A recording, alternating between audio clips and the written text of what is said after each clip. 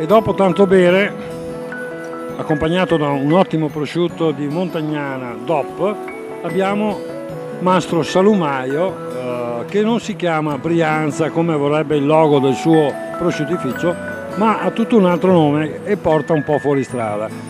Il signor Piero che ci spiega come è nata la storia del Brianza.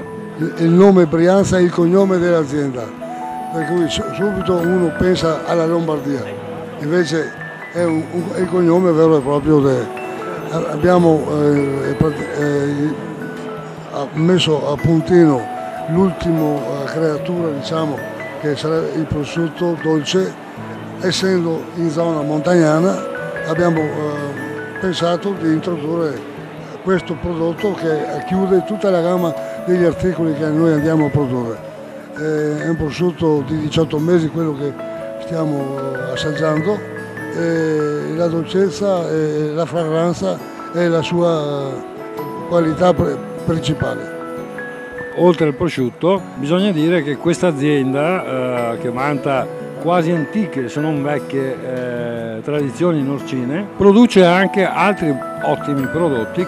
Sì, assieme al prosciutto andiamo a produrre anche la culaccia, che è sempre la parte centrale del prosciutto, rigorosamente salata con solo sale. Il prodotto viene insaccato e nella stagionatura ottimale di 13 mesi raggiunge il massimo della sua fragranza. Dopo abbiamo l'arista affumicata, che è sempre un pezzo di coscia stagionata e leggermente affumicata, non tanto da coprire il gusto dolce. Ecco, mi dicono che voi, pur rispettando le proprietà intellettuali di altri, le storie, le tradizioni, vi state cimentando anche con un prodotto molto simile al culatello. La culatella che è venuta l'idea che da Zibello, che hanno la DOP, che diciamo che è storica, noi l'abbiamo introdotta sempre affiancando al prosciutto la stessa tecnica di salatura, prendendo il cuore del prosciutto selezionato per la stagionatura DOP.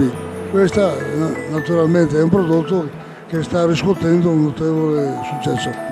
Dopo Piero possiamo nominare anche chi saranno gli eredi di questa azienda dal nome lombardo ma dal cuore padovano? Ho 4 figli, 3 in azienda, l'ultimo studia. Ognuno ha le loro mansioni destinate alle loro capacità e spero che mi portino a quadruplicare l'azienda in questo momento.